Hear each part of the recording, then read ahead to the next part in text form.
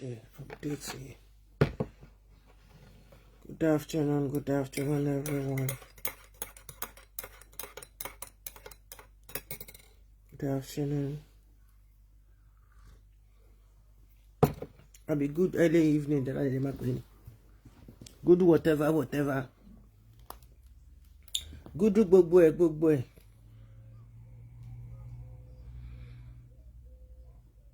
Good gbogbo ẹ o. Wasiu ti dá wàhálà lẹ̀ sí Nàìjíríà o. Wọ́n ti ń tọpasẹ̀ Wasiu pé ohun tó ṣe gbogbo àwọn náà gbọ́dọ̀ máa ṣe o. Ọmọ burúkú wọlé, àdúgbò bú sẹ́kún. Wasiu Ayinde. What goes around comes around. Mo ti sọ fún ẹ pé nígbà tí nemesis nǹkan tó ṣe torí àwa kan wà tí nǹkan tó ṣe tá a gbàgbé, àwọn kan lè má mọ nǹkan tó ṣẹlẹ̀, àwọn kan lè má fura sí ẹ, àwọn kan lè má fura sí, àwọn kan lè má ronú débẹ̀. Àwa kan wà tọ́lọ́run fún ní ọgbọ́n ìmọ̀ àti òye láti máa ṣe kíni, láti máa mọ nǹkan tó bá ń ṣẹlẹ̀.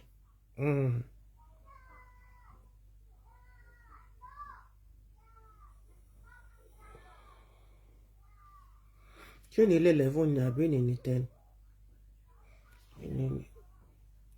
Okay, ní ilé 11 tọ̀tọ̀. Okay, èmi dẹ̀ lọ gbé tẹ́nì sórí nǹkan tí mo gbọ́. Ní ilé 11. It doesn't matter. Let me see lọ sí orí ibòmí.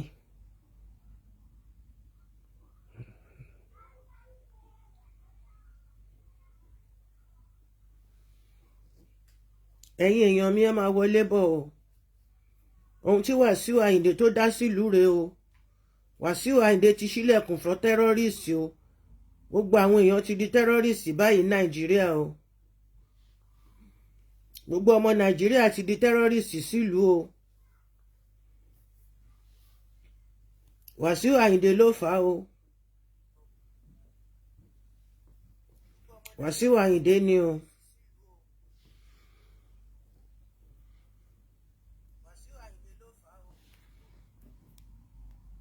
Nígbà tí air hostess tó ń fọ́ ọmọ ọlọ́mọ létí, ṣó yẹ kó rí bẹ́ẹ̀? Ẹ wò, air hostess ló ń gbá létí ń bẹ̀ yẹn. Ọmọ àlè ṣe rí. Air hostess lọmọbìnrin yẹn ló ń gbá létí ń bẹ̀ yẹn. Ohun tí Wasiu dá sí gbòòrò rèé o. Ètò mi tó bàbá mi kì í ti gbé o, ọmọ olú ẹ̀hún. Ẹ máa o. Ẹyí ẹ bá mi pín kínní yìí, ẹ bá mi pín, ẹ bá mi pèrò sọ́kọ̀ o. Ikú yìí mi ṣẹlẹ̀ ní Nàìjíríà yìí, kò ṣẹlẹ̀ rí lágbàáyé o. Kò ṣẹlẹ̀ rí lágbàáyé. Ikú yìí Wasiu Ayinde dá sílẹ̀ yìí. Apá Tinubu ò lè ka o. Apá bàbá Tinubu, apá yín ò lè ká nǹkan tí Wasiu dá sílẹ̀ yìí. Orúkọ yín ló fi ń ṣe gbogbo nǹkan tó ń ṣe ní Nàìjíríà. Ó tún sọ pé tóun bá sọ pé anybody ò lè travel kúrò Nàìjíríà, ẹni ò lè travel kúrò Nàìjíríà níbi tí Nàìjíríà tó gbé wà lọ́wọ́ òun dé. Ẹ̀yin lẹ mọ nǹkan tẹ́ jọ jí o, tẹ́ fi gbé Nàìjíríà ní lọ́wọ́ o. Ṣé Wasiu ló gbé yín sórí àlééfà ni àbí báwo? Bàbá, ẹ wá ṣàlàyé fún wa ká gbọ́ o. Wasiu ń threaten àwọn èèyàn pé tóun bá sọ pé wọn ò ní travel, tóun bá sọ pé wọn ò lè dé airport, wọn ò ní dé airport. Hey, wonderful. Gbogbo ilé ẹ káàbọ̀, ẹ bá mi share. It's going to be a very short one. Ó yẹ kí n ti ṣe, but I needed my nap because I'm on holidays and I needed my nap. So mo dẹ̀ tún ní program tí mo tún fẹ́ ṣe lálẹ́ to set the record straight.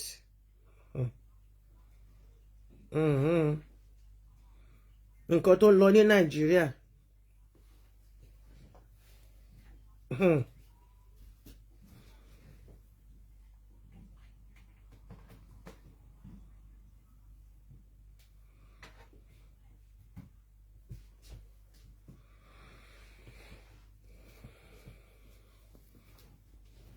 ẹ̀yin tẹ́ wà nídìí justice in Nigeria, you are not just. ẹ mú ọmọ ọlọ́mọ, ẹ mú eléyìí ẹ lọ tì mọ́lé. Wasiu tó hijack plane, ẹ ṣe kankan fún, we no go gree. Bàbá Tinubu ẹ̀yin lẹ máa forí fa.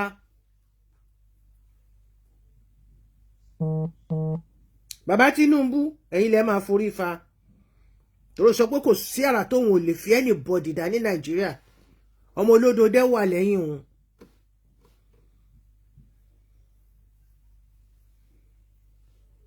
Bẹ́ẹ̀ ṣe nìyẹn. Tẹ́ ẹ sọ MC Olúọmọ. Tẹ́ ẹ sọ di kọ̀rọ̀jọ́gbọ́n kò ṣe fọwọ́ kàn kò ṣe fẹnu kàn ní Nàìjíríà. Bàbá Tinubu, ìjọba yín is shaking. Gbogbo àwọn hooligans tẹ́ kó tẹ́ lò, gbogbo wọn ti bẹ̀rẹ̀ sí ní pariwo yín síta.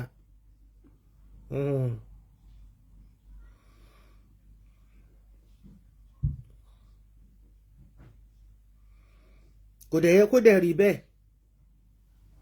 Èmi wá fẹ́ wo bẹ́ẹ̀ ṣe fẹ́ yọra yín kúrò nínú eléyìí o. Share, please join me. Join me. Setting the record straight. Ọlọ́mọ plenty is setting the record straight. Gbogbo jákujàku tí Wasiu Ayinde ṣe. Tí ẹ rí nǹkan kan ṣe sí, òun ló múru idiot non-entity olóòrùn aṣẹ́wó kọ́bọ̀kọ́bọ̀. Tó móhun náà tó fi bọ́ síta. Wasiu sọ pé tóun bá sọ pé nìkan kan ò ní ṣe nǹkan kan ní Nàìjíríà, ẹni náà ò ní ṣe, torí ọmọ olódo dẹ́ wà lẹ́yìn òun. Ó yá, ẹ jẹ́ ká gbọ́ nǹkan tó sọ o. Èmi gangan wà láì tí bá lóòrùn jẹ́ Murtala, ó lè wọ Murtala. Ó ní tó bá rọ pé kò lè yọ kọ́kọ́ lè dé Murtala. Ẹni tí ò mọ ọba ló ń fọba ṣeré o. Ó lẹ́ni tí ò mọ̀ òun ló ń fòun ṣeré. Bàbá Tinubu ṣe rí ibi tọ́rọ̀ náà dé. Mo kí gbogbo wa pé a káàsán, a káàárọ̀, a kúrọ̀lẹ́, a kú ìyálẹ̀ ta níbikíbi yòówù kẹ́ ti máa gbọ́ mi. Èmi ni ọmọ yín olólùfẹ́ yín Olúwatóyìn Ọbátúlà Darlington tí gbogbo yín tẹ́ mọ̀ sí ọlọ́mọ plenty. Ẹ káàbọ̀ sórí ètò Mo gbọ́ nípa Nàìjíríà pé, mo rí nípa Nàìjíríà pé, mo mọ ohun tó ń lọ lọ́wọ́lọ́wọ́ nípa Nàìjíríà pé Wasiu ó ti ní go ahead láti ibi ìjọba bàbá Tinubu, láti ibiwó bàbá Tinubu ò ní nǹkan kan tó máa ṣe torí pé awo mọ̀ sínú awo mọ̀ síkùn ló jọ ń lọ láàrin wọn. Èmi tún wá dúpẹ́ lọ́dọ̀ Ọlọ́run wípé Wasiu ń ṣẹ̀sìn àgbáyé lọ́wọ́lọ́wọ́ báyìí. What goes around comes around. Àwa kò gbàgbé ohun tó ṣe fún AGBAJELÓLA BARUSATI. Bí ìwọ ṣe jẹ́ ẹni tó ń ṣòfò àgbáyé lọ́wọ́lọ́wọ́ báyìí, tínú ẹ ń dùn tó rò wípé iṣẹ́ tó ṣe ló ń dáhùn, iṣẹ́ tó ṣe kọ́ ló ń dáhùn. Ọlọ́run ọba ló sọ pé òjò àsìkò ẹ̀sìn ẹ tó. Òjò náà dẹ̀ ti ń rọ̀ wẹ́liwẹ́li lé ẹ lórí ìsìn, ó dẹ̀ ti wá mú ẹ dèdè, ó ti mú ẹ dọ́rùn. Ṣùgbọ́n ó wá mú bàbá Tinubu, ó mú un dání, ó sọ pé tó bá ti fall, ẹjọ́ máa fall ni. APC ìjọba yín ó ti fìdí rẹmi nítorí ẹni tẹ́ fi ṣe Godson lẹ́ fi ṣe ní àbí Ọlọ́run àmọ́ nǹkan tẹ́ fi ṣe, àmọ́ pé òun ló ń kọrin fún yín. Bàbá Tinubu, Wasiu ní tóun bá ṣubú pẹ́jọ́ máa ṣubú ni. Ó ní tó bá tì wọ́n mọ́lé ọjọ́ máa gbá yín mọ́lé papọ̀ ní awo mọ̀sínú mọ̀síkùn ni ó ní nǹkan tẹ́jọ ṣe. Ẹ̀hún tẹ́ẹ̀sì tí lè fi jó gbogbo ayé ló máa hàn sí. Ní tèmi Olúwatóyìn, Wasiu ohun tó ṣe sí Barrister lọ́jọ́ kìíní àná tó lọ pariwo ẹ̀ káàkiri gbogbo àgbáyé nígbà tó mọ̀ pé kò yẹ kó rí bẹ́ẹ̀, òun nìwọ náà ariwo tó wá pa yìí ẹ̀sìn awọ́rò ni. Bó ṣe ń ṣe nìyẹn. tó bá ti kù díẹ̀ kó yí ṣubú wà wẹ́nìkan mú dání òun náà ló ṣe wá mú president Bọ́lá Ahmed Tinubu Wasiu sọ pé ẹjọ́ máa fọ́ọ̀lù ni Wasiu Ayinde ó sọ pé ẹjọ́ máa fọ́ọ̀lù ni ó lẹ́jọ́ máa kó sí kòtò pẹ́jọ́ máa lọ ṣẹ̀wọ̀n ni nǹkan ẹ̀yin náà lẹ́jọ́ mọ nǹkan tẹ́jọ́ ṣe kí ni tẹ́jọ́ dì ẹ̀yin lẹ mọ nǹkan tẹ́jọ́ ṣepọ̀ tí lè fi jó ẹ máa gbọ́ ó ní tóun bá sọ pé ẹnìkan ò lè dé airport ẹni náà ò ní dé airport kò ní dé Muritala níbi tó lágbára dé ní Nàìjíríà ọmọ ìgbéraga ló ń ṣíwájú kí ni ó ti ṣíwájú downfall ẹ̀. èmi gbọ́dọ̀ wà láì tí bá lóòrì dé Muritala ó lè wọ Muritala.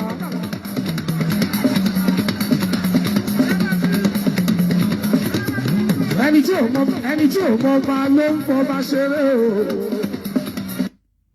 ṣe rí ibi tí agbára tó gbégun Wasiu dé ó ní tóun bá sọ pé èèyàn kan ò lè dé Muritala kò ní dé Muritala kí ló gbójúlé ta ló gbójúlé àwọn wo ló wà lẹ́yìn ẹ̀.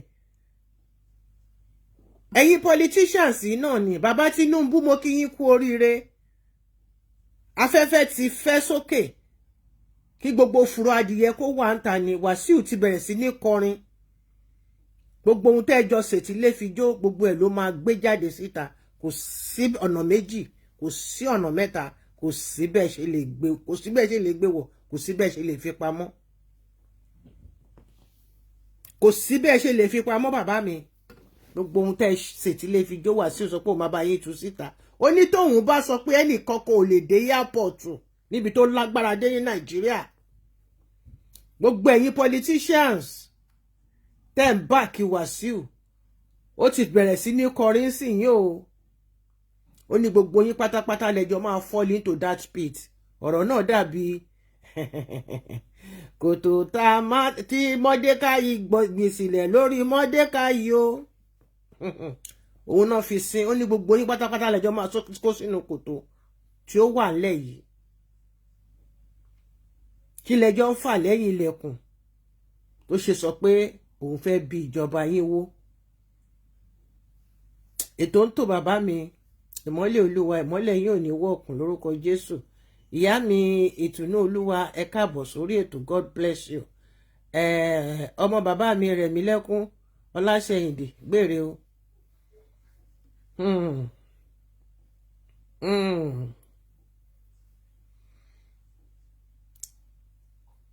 ṣeré mi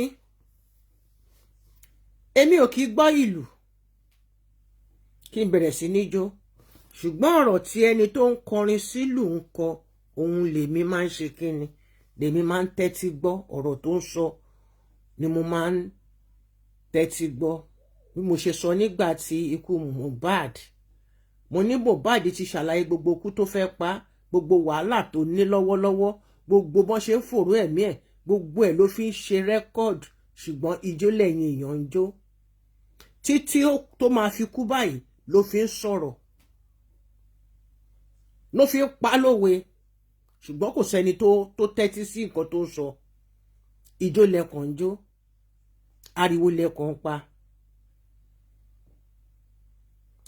àmì àṣẹ omi ayé ò ní gbé mi lọ o èmi Olúwatóyìn Ọmọ́tádé ṣe fún Ṣayọ̀ Àmọ̀kẹ́ ọmọ Sábìtù Ajílàran òjòwé Olóbùtújẹ láti ṣẹ̀rí ọlọ́fimúlẹ̀ ọmọ pápá koko àmúrò òkè Ìjẹ̀bẹ̀ ẹ kìlọ̀ fàgbálẹ̀ lákà kó má lọ fọwọ́ gbára wí kó rántí pé ibẹ̀ lọ́ka ti ń kọ́ ọmọ wẹrẹ́ jẹ èèwọ̀ tèmi ni èmi omi lè mọ tèmi ẹ má bá mi fomi ṣeré ẹ má domi lù mí o toró lómi tútù lèmi odò gbogbo làgbo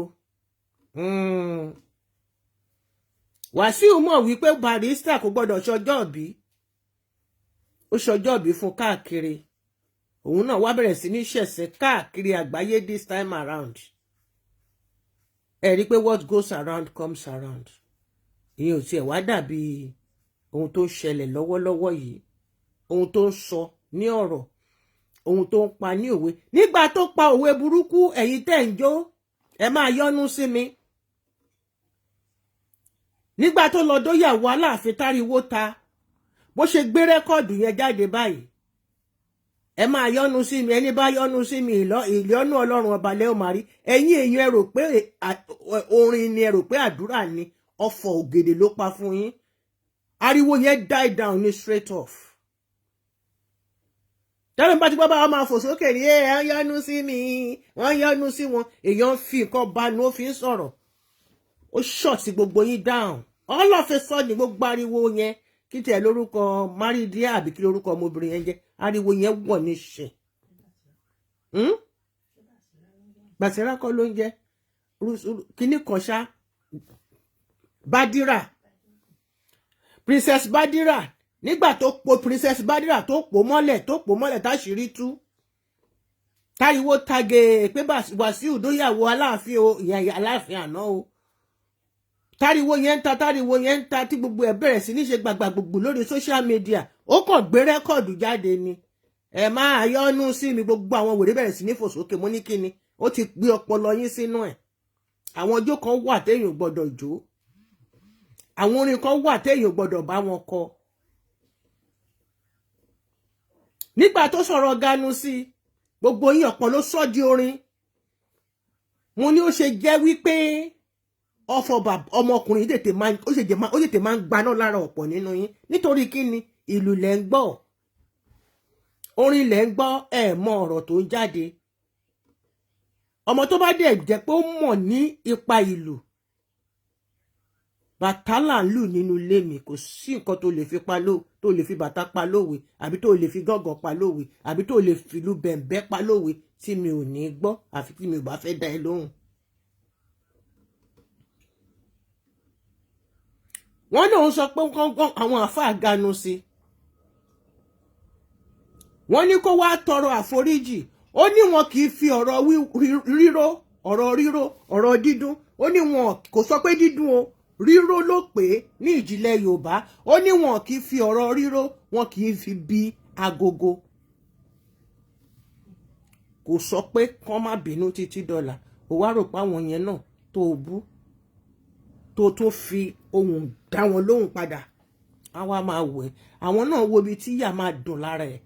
Àwọn náà ní kí wọ́n náà kó lọ ṣẹ̀sìn. Àti tó ṣe sí Barrister tó lọ ṣe ọjọ́ ìbí ẹ̀, ìwọ ló fa ikú tó pa Barrister. Gbogbo ẹnu ni mo fi sọ. Gbogbo ẹ̀yin tèmi lórí YouTube, mo dúpẹ́ lọ́wọ́ yín. Ẹ ṣé ẹ̀yin oní comments, mo dúpẹ́ lọ́wọ́ yín. Ẹ̀yin tẹ́ subscribe, mo dúpẹ́ lọ́wọ́ yín. I still need more followers on YouTube, because gbogbo account mi lórí Facebook, gbogbo àwọn èèyàn tí mo ní ń bẹ̀, thousands and thousands of people, gbogbo wọn ni àwọn èèyàn ni wọ́n ti wọ́ lọ. Wọ́n dẹ̀ lọ fi owó tẹ́ fi gbà, sóró lẹ máa fi pa, sóró lẹ máa fi rà, sóró lẹ máa fi mọ́ra. Ìjìnlẹ̀ ohun burúkú. Ó ní a kì í fi ọ̀rọ̀ ríró, kò sọ pé dídún. Ó ní ríró, ó ní a kì í fi béèrè lọ́wọ́ agogo.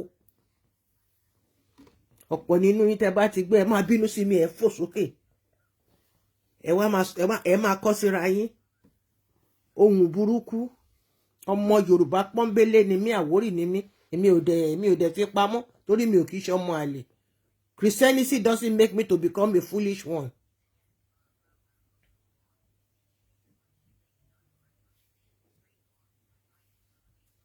Àgbà tó rí aeroplane tí kò sá, orí ẹ̀ máa bẹ́ dànù ni.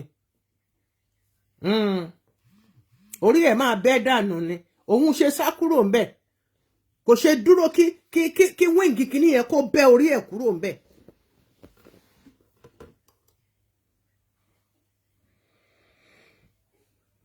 Good afternoon everyone. Gbogbo yín ẹ rí àwọn nǹkan tí mo gbé síbẹ̀ yẹn. Wasiu ti ṣíwèrè sílẹ̀. Ṣé wá rí Wasiu kí déédéé ṣe nǹkan? Ó máa ń wá àjẹgbodò ni tó máa ń wá ẹni rekúnra. Tí nǹkan kan bá ti ṣẹlẹ̀ sí, ó máa wá èrò tó máa kó mọ, tó máa fi san ẹ̀jẹ̀ májẹ̀mú. Bó kò sí nǹkan tí Wasiu ṣe tí ò ní májẹ̀mú nínú. Wọ́n tún ti bá mi dá yín lóhùn, wọ́n ní kú ló ń ya lára. Ẹni tó bá rí pléènì tí ò sá, ikú ló ń ya lára. Owó yẹn a lè pín sọ́nà 1 million. Òun ló mú this idiot ọmọ olóṣó yìí. Àwọn ọmọ olóṣó kọ́bọ̀kọ́bọ̀ láàárọ̀ kùtùkùtù Monday. tí wọ́n lọ gbá ear hostess ó lọ gbá létí. Kí ni nǹkan tó ṣẹlẹ̀? Off your phone. Ó ní òun náà sọ tiẹ̀. Ó ní I will show you. Who the hell are you to show? Pátápátá ẹ̀ wá jẹ́ lóbò ìkan nínú àwọn mínísítà. Wọ́n ní kó lọ jókòó dé wọn lọ́hùn. Ó tètè fẹ́ lọ múṣẹ́ wíìkì. Ọmọ àlè. Ẹ jẹ́ kí n ka nǹkan tí wọ́n gbé fún wa. Drama as passenger disrupts flights, assaults air hostess, officials and Lagos airport. Something must be done. Minister of Aviation, you have to act now, especially on this taxi area. Torí taxi area ní kíní tí ń ṣẹlẹ̀. Àwọn tó ń fi plane ṣe taxi, òun ni ó ti ń ṣẹlẹ̀. Ibẹ̀ náà ti ń fẹsẹ̀ rìn lọ mú taxi. Ṣóyé wa. Something must be done. Ẹ dẹ̀ gbọ́dọ̀ ṣe sàárà. Ẹ gbọ́dọ̀ fi ti Késárì fún Késárì. Torí very soon ẹ̀jẹ̀ máa bẹ̀rẹ̀ sí ní flow. Ìkíní ti kẹ́bẹ, ìkejì ti kẹ́bẹ, ẹlẹ́ẹ̀kẹta ẹ̀jẹ̀ máa yọ. Ẹ kọ sílẹ̀ mi tí mo pa nírọ́ ni. A passenger of an airborne airline flight from Uyo to Lagos caused a scene at the Muritala Muhammad Airport 2 on Sunday, yesterday, assaulting an air hostess and confronting airport officials. Posting a series of videos from the incident on X, a user cautioned another day, another drama at the airport between the passenger on board and the AVCS at the Lagos Authority at Lagos Airport today. The passenger was on the Uyo to Lagos flight today. He done shele repete. In one of the clips, the lady dressed in a white top and black trouser was seen throwing tantrums at the officials who tried to calm her down. She was also captured physically abusing an air hostess, with a witness at the scene claiming she had slapped the crew. Not only a witness, video cannot lie. I have the video, and that is the picture which I crop from the video. There are many videos, but I got the one of almost 5 minutes. The video to kọ́kọ́ jáde 1 minute in 1.30 something seconds. But I have a video of 3 minutes plus going to 4 minutes or 5 minutes. That is where I got this Timo crop here. Ó gbá ọmọbìnrin yẹn ni, ọmọbìnrin yẹn ó fún ní ìfọ́tí ni. And the lady was saying, she slaps me. You know, as an air hostess, she must not retaliate. She must not touch any passenger, no matter the insult. No matter the bully.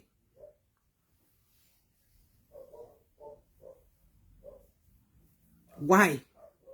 Why is everybody going mad now? Iṣẹ́ ọwọ́ Wasiu nìyẹn o. Iṣẹ́ ọwọ́ Wasiu nìyẹn. Ó fẹ́ kí ẹ̀jẹ̀ ta sílẹ̀ ní airport yẹn. For a certain reason better known to him. I know him very well. I know how he operates in spirit.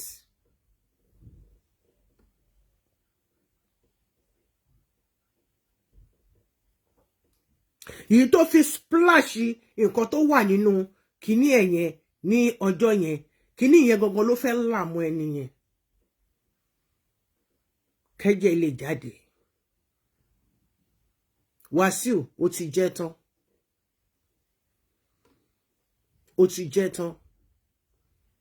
Nǹkan tó lọ gbé sílẹ̀ tó lọ kọ́ sí ní airport ní taxi wing ó ti pick up. But now the thing is, I have another write-up here. The airline operators of Nigeria has imposed a no-flight live ban on a female passenger, Comfort Emanson, who allegedly assaulted airline officials on an airborne air flight inbound Lagos from Uyo. It's not an alleged something. It's a koro thing that happened. I have the video. I will show you the video. Now, how come this is an outrage as airborne air passenger Comfort Emerson, assaulted by crew members, remained remanded in Kirikiri prison by Lagos courts? Why Wasiu Ayinde was begged and walked freely? So why ti Wasiu tó fi máa lè walk freely? He caused this. Òun ló bẹ̀rẹ̀. Wasiu sọ pé tó bá sọ pé nìkan ò ní dé airport, kò ní dé airport. Bàbá Tinubu, ohun tẹ́ ẹjọ́ ṣètìlẹ́ fi jó pẹ̀lú Wasiu tó fi ní agbára tó yẹn nínú government. Ẹ mọ̀ wípé ìjókòó tẹ́ jókòó sí yẹn orí iná ni already. So Wasiu ti wá jáde sìn láti bẹ̀rẹ̀ sí ní kọrin. Ó máa kọrin ju àwòkó lọ. Nígbà tí apá yín ò ká MC mọ́, ẹni kó wá jókòó tì yín ní Àbújá. Ó mà ṣe o. There should always be a limit to things. Tó bá ti ṣe nǹkan, má jẹ́ kẹ́nìkan gbọ́, má jẹ́ káyé gbọ́, má jẹ́ káyé gbọ́. Rántí wípé ẹni tó ń lò láti máa ṣe nǹkan, má jẹ́ káyé gbọ́, má jẹ́ káyé gbọ́ yẹn. Ìjọ kan, that person will choke you, will choke life out of you. Which is exactly what is happening now to you, Your Excellency. Gbogbo àwọn tẹ́ rán níṣẹ́ dé tòrútòrú is payback time. Because how dare Wasiu sọ pé tó bá sọ pé ẹnìkan kò ní wọ plane ní airport, kò dẹ̀ ní wọ. Who the hell is he? By the way and by the bush.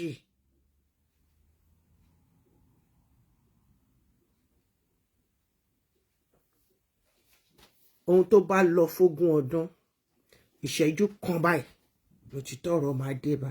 Bàbá Tinubu, mo ní bàbá ọba kì í jọba.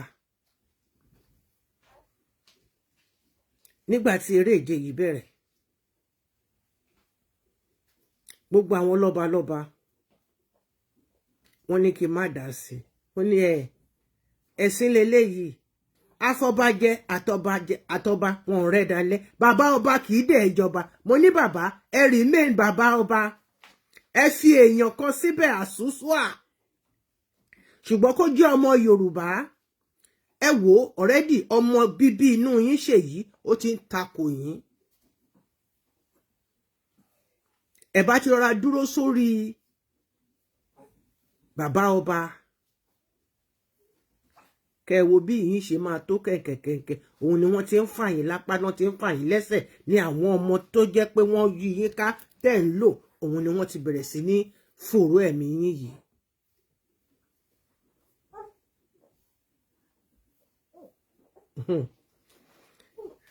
Wọ́n mú ọmọbìnrin yìí sì wọ́n lọ tì mọ́lé ní Kirikiri. Wasiu ó ń rìn kiri. Why? How come? Tó lórí mẹ́fà ni. Àní kò sí proper justice ní Nàìjíríà. Ẹ dẹ̀ máa wá wò ó. Ohun tó tọ́rọ̀ yìí máa bí. Ó máa bí nǹkan tá pa ọ̀pọ̀ ọ̀rọ̀ ènìyàn ní ká o.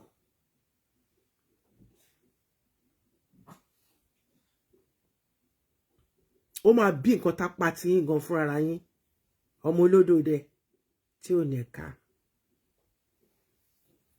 It's good to be using people to acquire whatever you want to have and to attain any position of your choice. But when the pay time comes, can you stand the heat of time? The heat of time is here.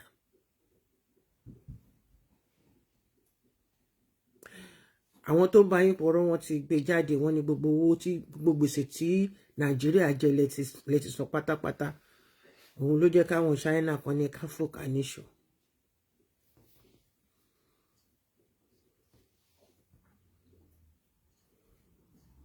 Èmi gbogbo wà láì tí bá lóòrí dé Murtala, ó lè wọ Murtala.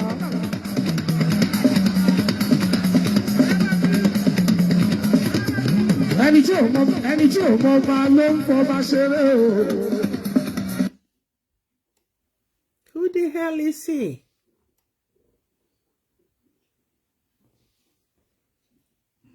Who the hell is Wasiu?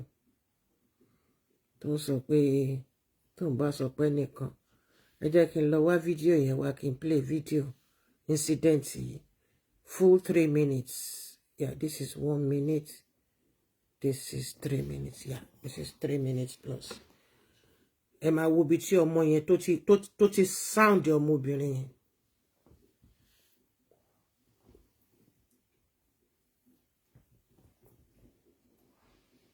Ǹjẹ́ lẹ rí bẹ́ẹ̀ yẹn? Mi rò pé lẹ rí. Ẹ jẹ́ kí n dá padà.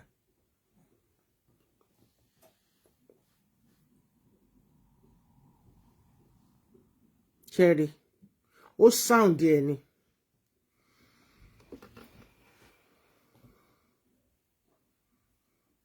Ṣé fẹ́ gbọ́ kí n fi volume sí àbí kí n má fi volume sí?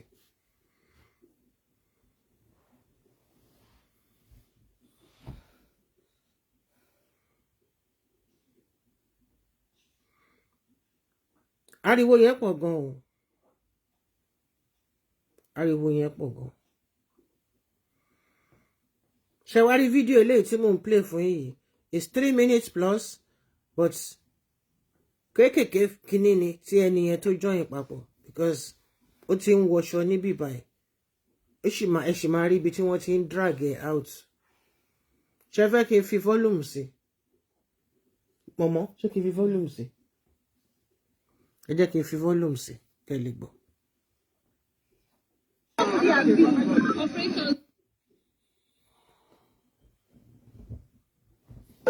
What did you mean me? She is fucking missing me. I came with you. Your counter. I came with you. Counter, boy. She is hitting me. She is hitting me. She's hitting me.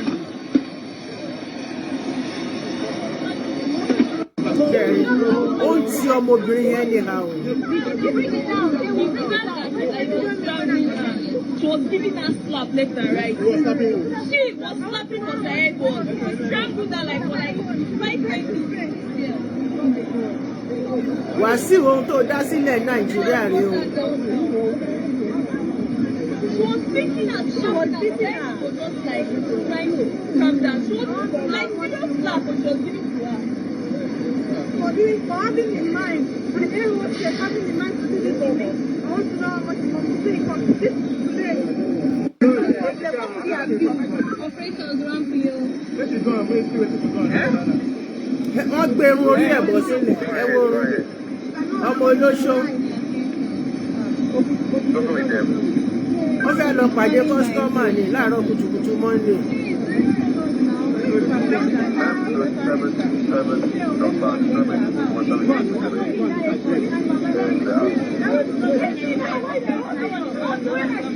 Everybody ń bẹ̀ ó ti gba kíní ẹ̀wọ̀. Everybody ní airport yẹn ó tún yọ bàtà lẹ́sẹ̀ pàápàá.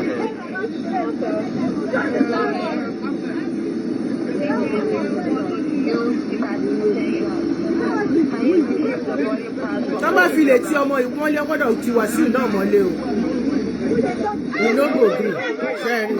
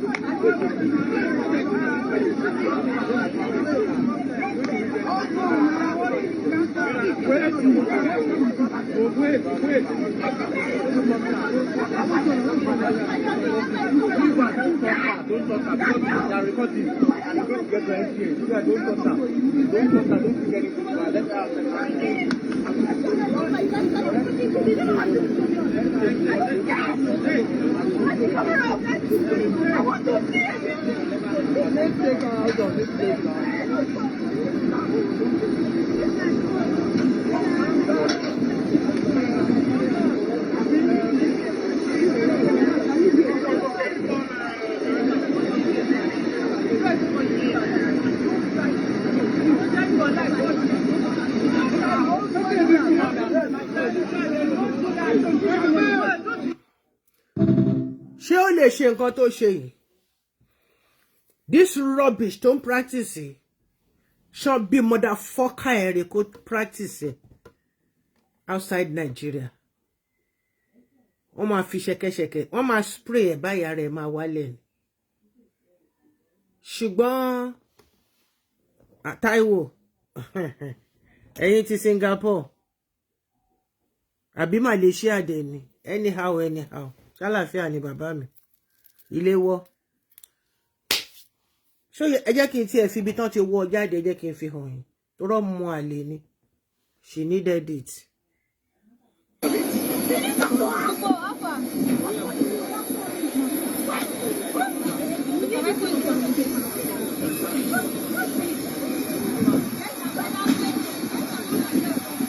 Ó dẹ̀ dá everybody dúró orú nǹkan tí Wasiu practice náà lòun náà practice. Kenny. He's destroying the aircraft. She's destroying the aircraft. She's beating her. She's beating all the Ó fún yẹn ní gbájú olóyìn. slapped her. She's destroying the aircraft.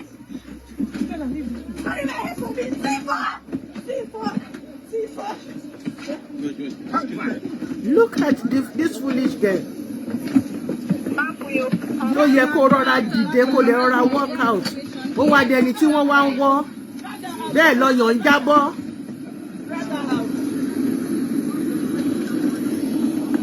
Lọ́yàn ń jábọ́ ni gbogbo ẹ̀ ń ṣe. Though she has a very beautiful skin.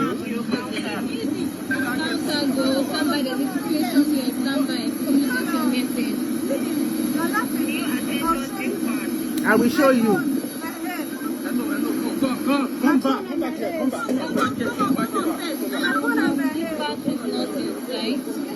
Bless you.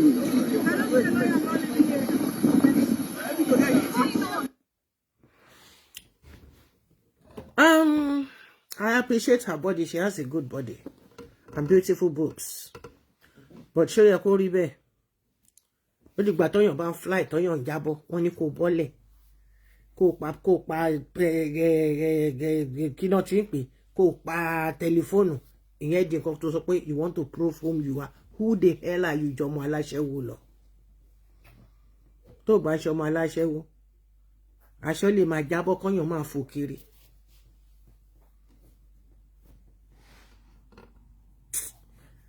It's a pity. This is to inform each and every one of us.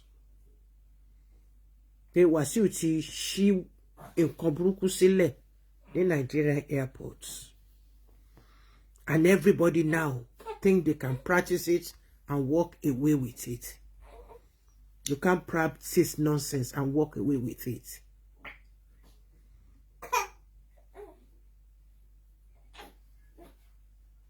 And allowing Wasiu to sleep in his house last night or 2 nights ago.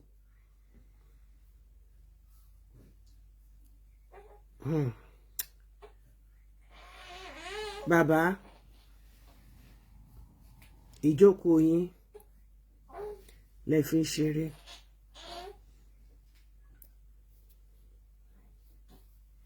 irú àwọn nonsense wọ̀nyí kò yẹ kó máa ní upper hand lórí iṣẹ́ yín. But the choice is all yours. Wọ́n tiẹ̀ fẹ́ fi fídíò, wọ́n fẹ́ fi fídíò, wọ́n fẹ́ fi ṣe mí ní lálàáfíà ni, tí wọ́n ń kó fídíò náà kó ràn mí, náà kó fún mi every second. Anyway, that is the roundup. Justice for Nigerian air hostesses. I stand by them. Because this nonsense can never happen. Ní Lubomi. Turkey lásán. Morocco lásán. Ó lè dánwò. Gbogbo ilẹ̀ den travel káàkiri. Ẹ kì í ṣe gbogbo òṣì. Ṣùgbọ́n tẹ́ bá ti dé Nàìjíríà. Ẹ ti believe pé kò sí nǹkan tó lè ṣẹlẹ̀, kò sẹ́ni tó lè mú. Wasiu ń kọ́ lórin wípé tó bá sọ pé nìkan ò ní dé airport. Ẹni náà ò ní débẹ̀. Torí pé bàbá ẹ̀ ló kọ́ airport. Bẹ́ẹ̀ ṣe ń fọlá jiyàn ní Nàìjíríà nìyẹn. I'm so happy that ojú ẹsẹ̀ ẹ̀ ó tó ṣú, ó ti ń rọ̀. Ọ̀rọ̀ ẹni gbogbo èèyàn sọ káàkiri nísìnyí. All over the world. Wasiu Ayinde ṣe báyìí, Wasiu Ayinde ṣe báyìí. You think you are gaining. You are not gaining because wọ́n sọ̀rọ̀ àwọn olórin tó. Ẹ jẹ́ kí n play nǹkan tí ológun dúdú sọ. Ológun dúdú sọ̀rọ̀. Ológun dúdú sọ̀rọ̀. Let me quickly search for that ológun dúdú's video. Lágbára Ọlọ́run tó bá di ní alẹ́, àwa lọ sí Ọ̀ṣun Òṣogbo. A lọ sọ̀rọ̀. Àwọn èèyàn sọ̀rọ̀ gan o. Àwọn èèyàn sọ̀rọ̀ gan tìbínú. Gbogbo ẹ̀ náà la ṣe máa gbọ́ ní kọ̀ọ̀kan. Níbo ni kíní ológun dúdú yìí wà? Ẹ jẹ́ ká gbọ́ tó ológun dúdú yìí kó tó di pé a máa lọ. Mo fẹ́ kí kó jọ àwọn èèyàn lójú because he was not the person I know in the early 20s because we are together ní New York, New Jersey, àjọba ń root gbogbo eré àyẹn ni. He was not like this but láti bí ọdún bíi mélòó kan sẹ́yìn àríkò ti change, ó ti become another person. Dárí kẹ́ tó bá tẹ̀síwájú ẹ bá dárúkọ ní fún àwọn fans mi. Àwọn èèyàn ti mọ̀ mí bọ́ ṣe rí mi yẹn. Ọkọ sọ́jà, ọkọ òṣèlú, ọkọ ṣoṣo ọmọ líle tó dù àbí ológun dúdú káàbọ̀. Orúkọ tèmi nìyẹn o. Kúnlé ológun dúdú, ẹ kú ojúmọ́ o nítorí pé òjòyè. Ṣé bẹ́ẹ̀ ló jọba? Àtìgbà tó ti jẹ Máyégún ló ti rude for everybody. Máyégún ló jẹ. Orí Ọ̀ọ̀ni of Ifẹ̀ ní pátí òun náwó sí kábíyèsí Ọ̀nìrìṣà. Whereas ẹ tó fẹ́ jẹ Máyégún of Ọ̀yọ́ tó bá rí kábíyèsí Ọ̀nìrìṣà ó ń tẹrí bàbá yìí ni. Èwo ni tiẹ̀? Ó wá tún joyè olórí ọmọ ọba tán, ó wá ya wèrè sígboro. Ó wá ṣe anyhow anybody. Ó wá ṣe anyhow anybody. But kọ́ tẹ́mi kọ́ bá sọ fáwọn èèyàn ni pé ẹ̀yin tẹ́ ẹ jẹ́ fans ẹ̀ ẹ máa bá gbàdúrà. Ogun ń ja Wasiu Ayinde. Ó lè jẹ́ láti ilé o. Ó lè jẹ́ láàrin àwọn obìnrin o. Ó lè jẹ́ lẹ́nu iṣẹ́ ẹ̀. Gbogbo ìgbà tó ti ń ṣe gànràngànràn káàkiri yìí ẹ rí pé ṣe ló dàbí pé ń pa ìràwọ̀ àwọn onífújì tó kù. Gbogbo báyé ṣe ń pariwo àwọn Pasuma tó ń pariwo Atawẹ́wẹ́ tó ń pariwo Saheed Òṣùpá ẹ rí pariwo wọn lọlẹ̀ torí gàràgàrà tó ń ṣe ó ti fi bo àwọn ọmọ ọlọ́mọ mọ́lẹ̀. Káwọn gan lọ múra o. Gbogbo ìgbésẹ̀ tí ọmọkùnrin yìí ń gbé àwọn àfáà tó sọ lórúkọ ẹ rántí pé mo ṣe rẹ́kọ̀dù ẹ̀ ń gbà ẹ̀ tó ní wọ́n ganu sí. Àwọn àfáà tó sọ lórúkọ ó bẹ̀rẹ̀ sí bú wọn náà padà ní pé wọ́n ganu sí àbí Christian ni Wasiu. At the end of the day tó yẹ pé irú àwọn yẹn ṣe ni wọ́n lè dùn. Àbáwọn ìyàwó tó lé lọ, àbáwọn ìyàwó tó pátì, àbáwọn ọmọ tí ò tọ́jú, ṣé àwọn yẹn náà ń sìn ṣé wọ́n ní ẹlẹ́dàá ni. Àwọn kankan wà tó jẹ́ pé èèyàn gbọ́dọ̀ máa fura kó tó máa gbé ìgbésẹ̀ lórí ẹ̀. Irú òun sìn tó bá mọ Bọ́lá Tinubu rí ńkọ́. president Nàìjíríà ni kì í ṣe president ilé yín ìwọ nìkan kọ́ ló ní Bọ́lá Tinubu at the end of the day gan ó pẹ́ ó yá sí Bọ́lá Tinubu náà máa kúrò níjọba fẹ́ lòmíì kì í ṣe pé ó bá ní Bọ́lá Tinubu jẹ káwá ní pé o lè máa lo ìdá president títí ayérayé ìwọ gan fúnra rẹ o kọ́kọ́ jókòó kó wo kí ni ẹ báwo ló ṣe jẹ́ ipa wo ló kó nǹkan tó jẹ́ pé gbogbo wa la mọ̀ ẹ tó bá ń lọ sílùú òyìnbó máa mọ̀ wípé o ò lè gbé liquid wọnú plane tó bá dẹ̀ fẹ́ gbé liquid wọnú plane torí pé ojú ọ̀rẹ́ president wọ́n fẹ́ examine ẹ̀ they want to know the type of chemical or acid or water tó wà nú ẹ̀ omi wo ló fẹ́ gbé lọ́wọ́ tó fẹ́ máa mu tó lè rí eléyìí tó dáa jùlọ nínú plane wákàtí mẹ́rin ló fẹ́ lò lábùjá sẹ́kọ̀ọ́ tí ò lè gbé omi tí ò lè gbé pangolo ọwọ́ ẹ̀ sílẹ̀ ṣe 10 minutes ló mú mi ní sọ́mi yẹn kò lè gbélẹ̀ kó lè dànù kó dà sílẹ̀ kó mú kọ́ọ̀pù ẹ̀ lọ́wọ́ tó bá dẹ̀ nínú plane tó bá fẹ́ mú mi plane wákàtí mẹ́rin ló fẹ́ lò títí dé kù wá dẹ̀ dé kù wá lọ gbómi ẹ̀ pàdé ẹ̀ láti sọ àtàwọn èèyàn kan sọ pé rọ́ọ̀mù ni àwọn kan sọ pé gbogbooro ni torí ọtí ló máa ń káwọn èèyàn lára láti gbélẹ̀ ní airport tó bá jó mi ni what is water èló náà ń tà irú omi wo ni tiẹ̀ sómi òjò ni àbómi àkùrọ̀ ló mú ká sọ pé special àwọn lè rí inú plane ṣé ẹ rí gbogbo gángan tó ń ṣe yẹn I have much respect for him but gbogbo bó ṣe wá ń ṣe yẹn in fact kò sẹ́ni tí ò yà lẹ́nu kò sẹ́ni tí ò jẹ́ lójú but my advice for his family friends and fans ni pé kó máa bá gbàdúrà àṣàsí ń dà láàmú èdè wọ́n ń tàpá sí àdìbẹ́ kó hand up sorrow that is the reason why táwa fi ń sọ ṣáà máa bú Wasiu ni èmi ò lè máa bú Wasiu because we are in the same industry ṣùgbọ́n tó bá ti di pé ká ṣòótọ́ àṣòótọ́ fún àṣàṣì ń ja Wasiu Ayinde ó lè jẹ́ láti ilé wọn o ó lè jẹ́ láàrin àwọn onífújì tó fẹ́ kó ṣìṣe o ó dẹ̀ lè jẹ́ láàrin àwọn ìyàwó tó ti sọ dolórí burúkú o ó dẹ̀ lè jẹ́ láàrin àwọn ẹgbẹ́ míì nǹkan kan rọrùn pẹ̀lú máa yẹn nítorí dẹ̀ nídìí ni pé kó lọ bọ́sọ ìgbéraga sílẹ̀ èhó yù kó máa gbáyàn níkò ní pọ́blíkì tí fídíò dẹ̀ ń gbé kí ló wá ń bá ká òun náwó sọ̀ ní ọ̀fìfẹ́ kí ló jámọ́ kí ló jẹ́ òrìṣà ni wọ́n máa ń tẹríba fún ni so gbogbo àwọn mistakes mi ò lè kàkún mistake àṣàsí ni ara nǹkan tá à ń sọ nìyẹn nílùú òyìnbó kò lè lọ sí Gatwick kán ní pé kó gbé kíní ọwọ́ ẹ̀ lẹ̀ kó lòun ò gbé lẹ̀ kò lè dé JFK kán ní kó gbé kíní ọwọ́ ẹ̀ lẹ̀ kó lòun ò gbé sílẹ̀ because gbogbo tó bá wọn try yẹn tó bá try lẹ́ní airport nílùú òyìnbó immediately wọ́n á pe bóyá 911 ní tiwọn bóyá 211 ní tiwọn ọlọ́pàá dé wọ́n á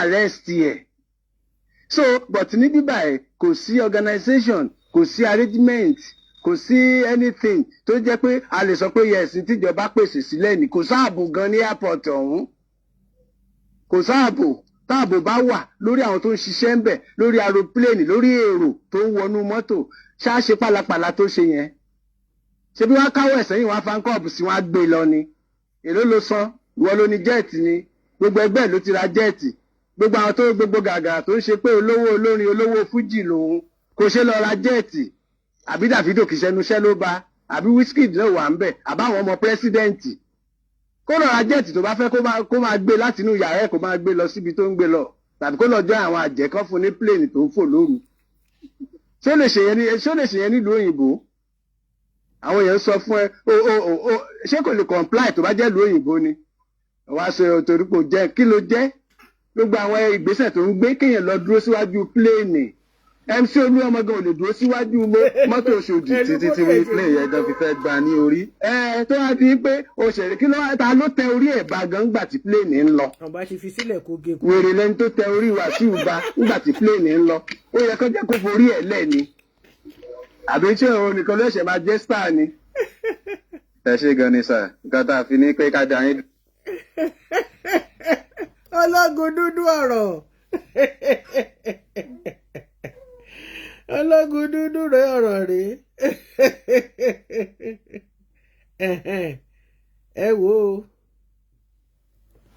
ẹ wo Wàsíù ṣẹ́ẹ̀rí ṣẹ́ẹ̀rí Nàìjíríà ṣẹ́rí bíi tí náà ṣẹ́rí fúláṣkì ọ̀run ẹ̀yẹn nìyẹn omi lásán kọ́ ló wà ń bẹ̀. I'm sure it's a substance. Àwọn kinní tó máa fi ń ṣe ṣóǹṣe ni. Gbogbo ẹnu ni mo fi sọ, àwọn ṣóǹṣe ẹ̀ ló wà nínú ẹ̀. Ṣé ra àwọn idiot? Orí wọn ti ń wú bẹ́ẹ̀ yẹn. Wọ́n bá Wasiu sọ̀rọ̀ lẹ́nu ọ̀nà. Àwọn idiot. Òun náà wá mẹ́nu ó wá jọ̀n síwájú bíi ti kinní. Ṣé ra àwọn idiot? Nǹkan tán ní kó mú wá tó di wàhálà nìyẹn o. Flask tán ní kó mú wá tó di wàhálà nìyẹn ò ṣẹ́rí gbogbo àwọn tó yẹ kó tán fẹ́ tán jọ lọ bọ́ọ̀dù taxi. Nǹkan tán ní kó mú wá tó di wàhálà nìyẹn o.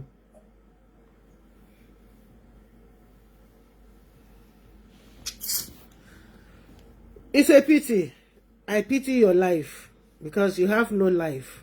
You think you have a life. My darling, you have no life. Egocentric. You are too rude for your own good. You count yourself to be Igbákejì Elédùmarè. Rubbish. So èmi àti yín àtújọ máa pàdé ní aago 9 European time, 8 o'clock UK Nigerian time láti sọ̀rọ̀ nípa ìsọkúsọ tí wọ́n sọ nípa arúgbá tuntun tí kí ló ti ń jẹ́ arúgbá Ọ̀ṣun Òṣogbo táwọn ayé tí wọ́n yí padà tán ní pẹ́pẹ́ ẹ jẹ́ ká gbọ́ ibi tí. àmì ìgbà tí wọ́n wà ń bẹ̀ báwo ni a ṣe máa jẹ ní. ṣé ń gbọ́ ìgbà tí wọ́n wà ń bẹ̀. ìwọ president bàbá mi president ìyá máa jẹ ní Nàìjíríà ilé ìkọ ìṣe Nàìjíríà tí wọ́n mú dání. ṣé ń gbọ́. àmísà. àmì àkànbí ìwọ náà pẹ́ fún mi. àmì àkànbí ìwọ náà pẹ́ fún mi ibi tó ń gùn yín. Thank you very much, sir. Thank you, sir. Ọlọ́run ti gbé àjẹ́ o. àmì ìgbà tí wọ́n wà ń bẹ̀ báwo ni a ṣe máa jẹ ní. ìwọ president bàbá mi president ìyá máa jẹ ní Nàìjíríà ilé ìkọ ìṣe Nàìjíríà tí wọ́n mú dání. Ìyáálé ìjọba kú ọ̀run. lórí ìyáálé ìjọba kú ọ̀run nìkan ìjọba aṣáájú náà. Thank you very much, sir. Thank you, sir. Thank you, sir. God bless you. Thank you, sir. Thank you. Same thing back home, sir.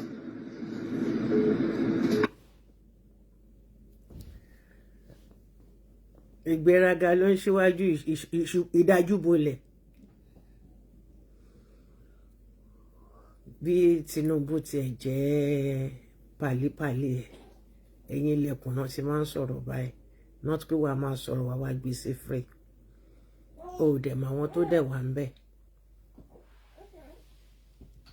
You do things, in a moderate way. Àwa náà mọ àmọ́ àmìyàn méjì mẹ́ta at least àmọ́ wọn tó ń taṣu ní my 12. Ọ̀rọ̀ yìí ó máa lẹ́yìn.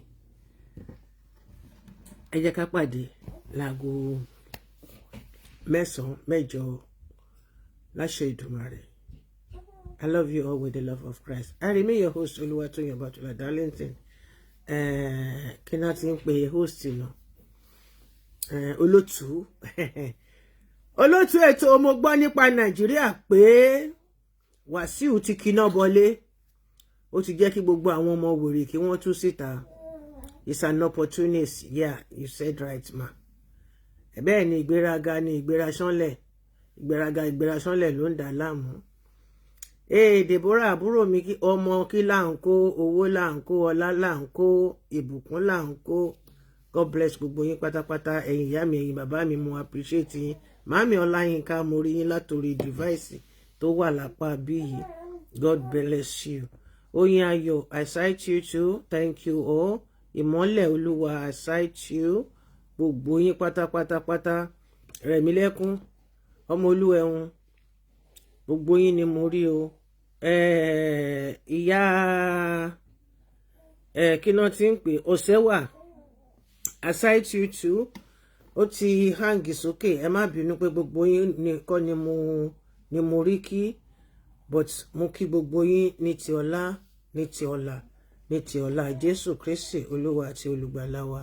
I will be expecting each and every one of you nígbà tá a bá máa ṣàlàyé nǹkan tó ṣẹlẹ̀ ní Ọ̀ṣun Òṣogbo lórí ètò nígbà ìwáṣẹ̀ Ọlọ́mọ Plenty sign out.